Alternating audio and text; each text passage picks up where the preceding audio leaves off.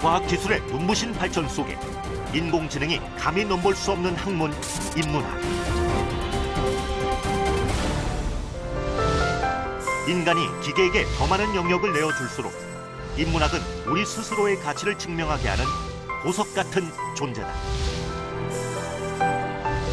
인간을 위한 학문, 삶의 영원한 길잡이가 되어줄 인문학 속으로 들어가 본다.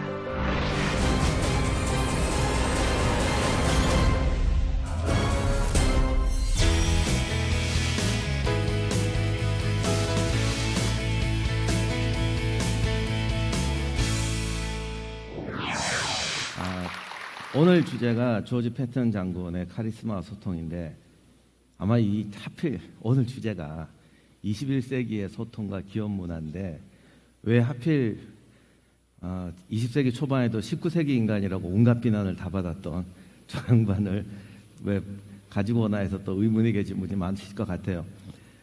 조지 패턴 장군은 2차 세계대전 최고의 영웅이기도 하지만 비난도 엄청 많이 받았던 양반이죠. 더욱이 당시 유럽 전선에 있던 미군 중에서 나이가 제일 많은 장군이었습니다. 전 미군에서 메가더 다음으로 두 번째로 나이가 많았고, 장관 주로 별명이 뭐 남작, 뭐 중세 영주 뭐 이래가지고 그 당시 미군에서도 너무 좀 전제적인 양반 아니냐라는 비판을 받았고, 그분이 이제 실전에 튀니지에 투입이 되고 나서 이렇게 부대 운영 방침을 세웠더니 보고서가 올라가기를 이게 도대체 너무 전제적이고 옛날식이라 병사들이 폭동까지는 아닌데 뭐 명령 거부할지도 모르겠다, 이런 보고서까지 올라갔었습니다. 그러면 어떻게 해서 그런 사람이 2차 세계대전 최고의 영웅이 되었느냐, 다시 말하면 그 정도의 업적을 남겼느냐, 그리고 오늘날 우리가 이분에게서 도대체 뭘 배울 수 있겠는가, 지금까지 말씀드린 걸 일단 사례를 가지고 잠깐 말씀을 보도록 하겠습니다. 일단 북아프리카에서 처음 전선에 투입이 됐는데 그 전부터 저 권위주의적인 태도와 마인드가 중세 인간처럼 가 있다고 해서 미군 지휘관들 사이 평이 안 좋았어요. 그래서 안 넣으려고 그랬는데 첫 번째 미군 부대가 튀니지에 2차 세계대전 처음 참전을 했는데 그때 상대하게 된 사람이 2차 대전 최고의 명장으로 꼽히는 롬멜이었습니다.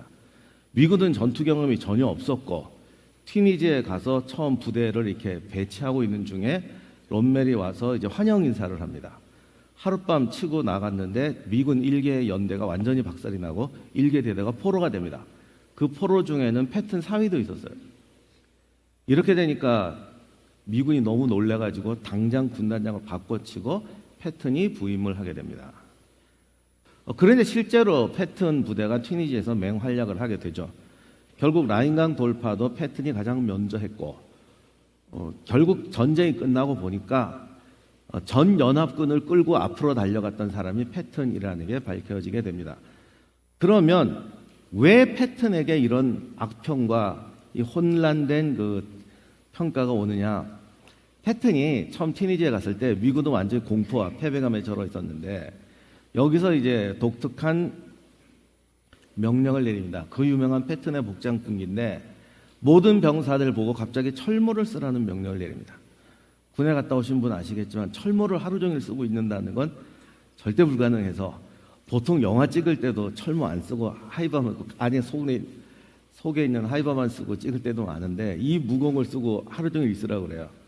그랬더니 이제 온갖 불평이 나옵니다. 그러면 자동차나 차량 수리하러 밑으로 들어가는 정비공도 철모를 써야 되느냐, 그걸 쓰고 들어가서 어떻게 정비를 하겠어요.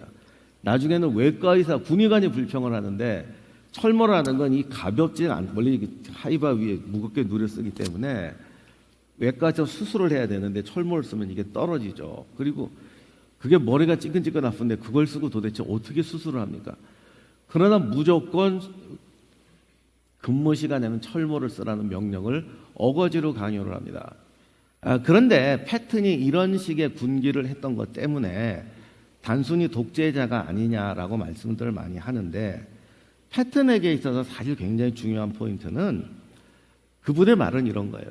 지금 우리는 전투 경험도 없이 적군과 마주했다. 그것도 지금 세계를 놀라게 한 최강의 적군과 마주했다. 이런 병사들이 나가 싸우게 해서 승리를 해야 용기를 얻을 수가 있는데, 그 승리하기까지의 과정에서 전투 경험도 없는 애들이 세계 최강의 부대와 어떻게 싸워서 승리하고 사기가 높아지겠느냐. 그러면 그 전에 병사들의 사기를 끌어올리는 방법은 뭘까? 그래서 이 말 같지도 않은 철모 쓰기와 복장 군기를 하기 시작했는데, 군에 있어 보지 않으셨다고 해도 조직에 있어 본 분들은 알지만, 사실 기업이나 군이나 개인의 역량으로 승리하는 것이면 조직이 아닙니다. 만약에 개인의 역량이 좌우된다면 오늘 여러분이 기업 문화라는 주제를 가지고 여기에 모여서 얘기할 필요도 없죠. 결국 사람들은 굉장히 자존심으로 사는 사람 같지만, 전투라든가 경쟁, 시합을 앞에 놓았을 때는 그 구성원들의 능력과 어떤 구성원들에 대한 신뢰를 통해서 자기의 자신감을 올려가게 됩니다. 그게 말이 되든 안 되든. 그런데 전쟁터라든가 경쟁이라는 급박한 상황에 있는 사람들은 마음의 의지는 있어요. 우리가 적한테 죽지 않기 위해서는 우리 스스로가 능력을 확인해야 된다. 그럼 그런 능력을 뭐로 확인할 수가 있느냐? 패트는 두 가지로 시도를 했어요. 첫째, 본인이 직접 한 얘기지만 철모를 쓰고 있는 군인의 모습과 그냥 모자만 쓰고 있는 모습은 전혀 다르다는 거예요. 사람이 아무리 외모가 아니라 속마음을 봐라 어쩌라 저쩌라 하더라도 집단이 모이게 되면 그 집단의 복장과 분위기 속에서 스스로 판단할 수밖에 없다는 겁니다. 그러면 패턴이 처했던 상황, 전투 상황이라는 걸 보면 그것은 분명히 효과가 있는 정책이었죠. 그리고 말 안 되는 명령을 지휘관이 내렸는데 병사들이 강요에 의해서라도 실행하는 모습을 보면서 병사들은 우리가 밖에 나가서 싸울 때에 명령을 받아 함께 싸울 수 있는 군대라는 동질감을, 그러니까 확신을 얻기 시작합니다. 제가 여러분에게 드리는 말씀은 이것을 지금 기업에 도입하라가 아니고, 우리가 무언가 전략을 짜고 방법을 얻어낼 때는 그 기업이 처하고 있는 현실에서 기업의 문화라든가 기업 직원들의 정신이라든가 사고라는 것이 지금 하고자 하는 목적과 우리의 어떤 특성에 맞는 방안을 만들어내야 한다는 거예요. 패턴이 성공했던 것은 병사들이 전투를 앞둔 병사들의 사기와 확신을 끌어들일 수 있는 방법을 복장에서 찾았고, 그것이 유용한 방법이었다는 겁니다. 그래도 여러분에겐 좀 의구심이 남아있을 것이, 야, 그래도 저렇게까지 저런 식으로 하는 군인은 병사들을 억압하고 굉장히 권위적이고 독재적인 방식으로 군대를 지휘하지 않았겠느냐라고 생각하실 수가 있는데, 제가 이것 때문에 자신 있게 말씀드리는데, 패턴은 복장 군기를 강요했지만 전제적인 군대 체제는 강요하지 않았어요. 패턴이 지휘했던 부대는 기갑부대예요. 소위 전격전이라는 건데, 전격전이라는 건 쉽게 말하면 군대가 가장 빠르게 전진하면서 즉각적으로 문제를 해결하자는 거예요.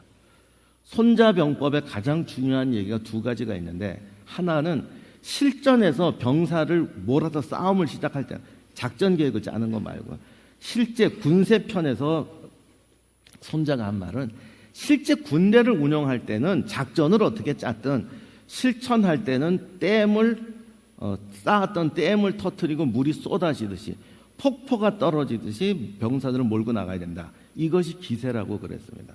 이것은 병사에 대한 상호 신뢰에서 오는 거예요.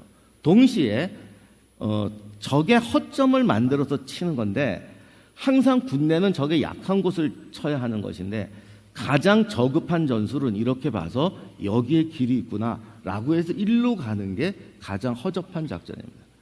패턴이나 롬멜이 썼던 전격전은 그게 아니라 분명히 허점이 없어 보이지만 폭포와 같은 기세로 어느 한 점을 뚫으면서 전체가 동요하게 하고 흔들어서 갈라지는 균열의 틈을 보자는 거예요. 그게 알렉산더부터 지금까지 이어진 전술이지만 전쟁은 격동이다. 상대의 진이 빈 것을 찾지 마라. 견고한 진이라면 지진을 일으켜서 금을 가게 하는데, 그 금이 난 순간에 폭포처럼 밀어붙여서 틈을 깨트려야 전투에서 이길 수 있다. 그러면 두 가지를 다 해야 됩니다. 방금 말씀드린 것처럼 그 갈라진 틈으로 폭포처럼 급류처럼 밀고 들어가야 하고 그 들어가는 방법을 찾아야 돼요. 여기서 폭포수와 같은 동료에 대한 신뢰, 기세도 필요하지만 그 두 번째로 필요한 건 바로 그 갈라진 틈을 순간적으로 이게 틈이라고 판단하고 거기에 적합한 행동을 해야 하는 것이에요. 그렇기 때문에 전격전에서 가장 중요한 것이 소위 임무형 정술이라고 현장에 있는 사람들이 가장 정확한 판단을 세워서 정확한 전술을 대응 방침을 세워서 움직이는 겁니다. 만약 패턴에 이것이 없었다면 저도 여러분 앞에서 감히 이 얘기를 못할 거예요. 그러나 패턴의 복장 군기는 기세를 위한 것이고 그 기세의 2단계로서 현장 리더들의 자율성에 대해서 철저한 보장을 했습니다. 그래서 패턴이 명언도 참 많이 했는데 맨 마지막 말이 포인트예요. 병사들을 믿고 맡겨라. 그러면 그들은 놀라운 창의로 보답할 것이다. 패턴이 굉장히 권위적으로 보이기 때문에 당시 기자들이 늘 와서 물어봅니다. 오늘 싸우는 전술이 뭡니까? 전술이 뭡니까? 그때 패턴은 유명한 말을 하죠. 사령관은 전술을 알면 안 돼. 그건 대대장이 하는 거야. 당시 기자들이 놀라서 뒤집어줍니다. 그럼 당신은 뭐 하오? 나 대대장한테 맡기지. 이런 무책임한 장군 밑에도 우리가 싸워야 됩니까? 뭔 소리 하는 거야? 사령관이 전술을 알면 잔소리만 들어. 내게 필요한 거는 가장 유능한 대대장을 육성하고 찾아내는 거야. 요즘 미군의 주력 전차가 뭔지 아세요? 좀 밀리터리 좋아하시면 아실 텐데. 지금 쓰고 있는 미군의 주력 전차. 에이브럼스 탱크잖아요. 그 에이브럼스가 패턴이 키워낸 대대장이었어요. 그러면 패턴은 무조건 맡기느냐? 아니죠. 에이브럼스니까 맡기는 겁니다. 패턴 밑에서 컸던 장군이 한국에 왔던 우리 워커1의 주인공이 된 워커 중장도 패턴 밑에서 대대장으로 출발했던 사람이고, 결국 패턴은 굉장히 권위주의적이고 엄한 것 같지만 사실은 병사들의 심리를 알고 병사들의 능력을 찾아서 맡기고 그들이 가장 자율적으로 전투하도록 만들어준 거예요. 그래서 실제로 패턴 부대는 병사 하나하나까지도 가장 창의적이고 자율적으로 전투하는 부대로 2차 세계대전 때 명성을 얻습니다. 결국 오늘날 우리가 소통이라는 말을 많이 하시는데 제가 인문학자로서 하나 묻고 싶은 말이 있어요. 소통을 왜 합니까? 그리고 무슨 소통을 원하세요? 그리고 그것을 위해서 어떤 방법을 쓰십니까? 이 세 가지 질문을 한번 생각해 보시면 소통이라는 게 뭔지 그냥 소통이 아니라는 걸 아실 거예요. 기업마다 해야 되는 소통의 종류가 다릅니다. 그리고 소통을 왜 하는지도 다릅니다. 억울한 사람들의 말을 받아주는 거냐, 아이디어를 얻는 거냐, 어떤 비전을 공유하는 것이냐, 아니면 어떤 문제의 해결책을 찾는 거냐, 다 달라요. 그 목적에 따라서 소통하는 방식도 달라집니다. 패턴은 자기가 해야 될 일과 군대라는 특수성과 자기가 쓰는 전술에서 소통을 왜 해야 되는지, 어떻게 해야 되는지, 그것을 위해서 무엇을 해야 되는지가 정확히 매치되었기 때문에 2차 세계대전을 최고의 영웅이라기보다는 2차 세계대전의 전쟁사를 바꿨던 인물이 되었던 것입니다. 이상으로 마치도록 하겠습니다. 감사합니다.